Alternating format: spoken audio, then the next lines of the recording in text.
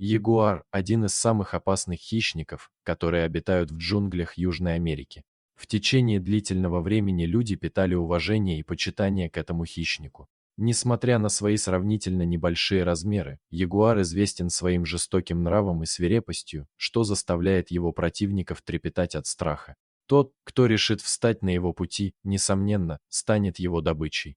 Бывают случаи, когда ягуар вызывает на бой даже крокодила, который хочет позавтракать хозяином джунглей, спустившимся к водопою. Однако сегодняшняя история подтверждает, что наш взгляд на мир зависит от того, как мы хотим его видеть. Даже самый опасный хищник, в конечном счете, мало чем отличается от нас самих. Отряд бразильских солдат находился на катере, двигаясь вниз по течению Амазонки, чтобы проверить, не происходит ли там незаконная деятельность лесорубов и браконьеров, разрушающих экосистему в желании получить быструю прибыль. Этот патруль проводился регулярно. Амазонка в этих местах крайне необузданная и неуправляемая. Для того, чтобы усмирить ее и не столкнуться с острыми валунами, требуется большой опыт. Хавьер, который уже не раз управлял катером по дикой реке, не испытывал особого беспокойства. Но на этот раз все происходило по-другому. Накануне ночью джунгли были накрыты сильным ураганом, и по реке попадались ветки, сломанные деревья и кустарники, что затрудняло движение катера.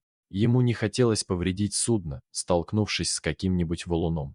Габриэль, командир отряда, сосредоточенно смотрел вперед, пристально разглядывая открывающуюся перед ними воду. Вид, который он увидел, заставил его замереть от изумления. Но вскоре он пришел в себя и дал сигнал заглушить двигатель.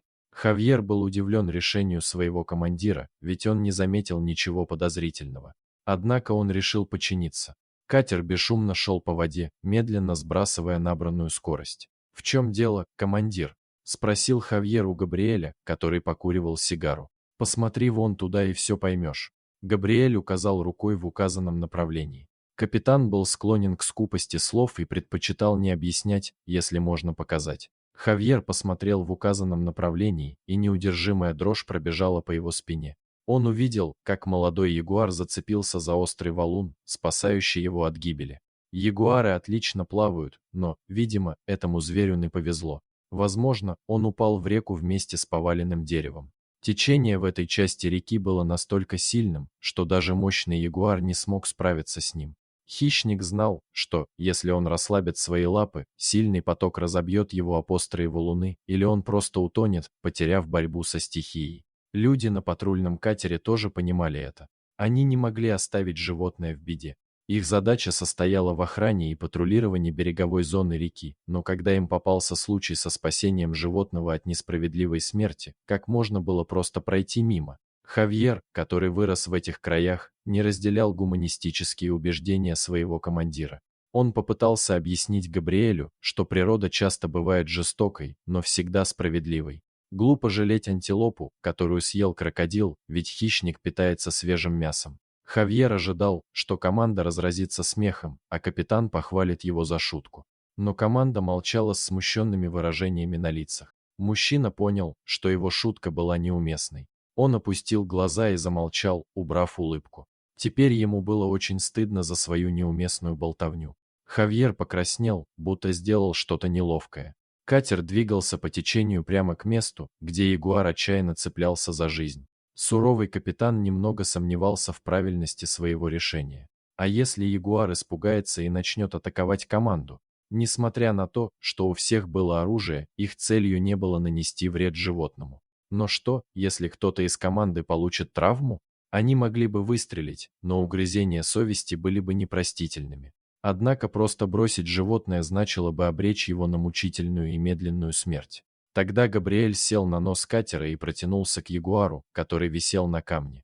Большой риск был повредить катер о приближающиеся камни. Остальные члены команды вооружились баграми и отталкивались ими от преград, чтобы помочь Габриэлю.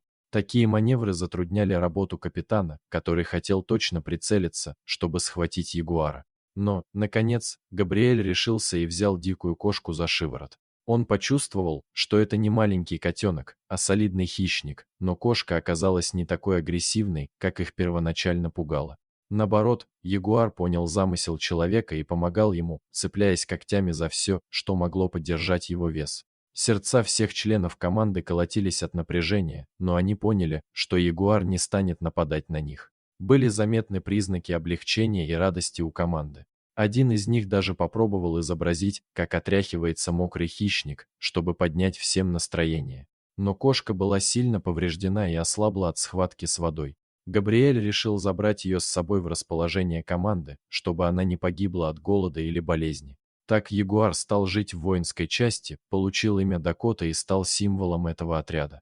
Командиры и его солдаты стали называть себя ягуарами, и это название стало их официальным статусом. Дакота вырос во взрослого могучего ягуара.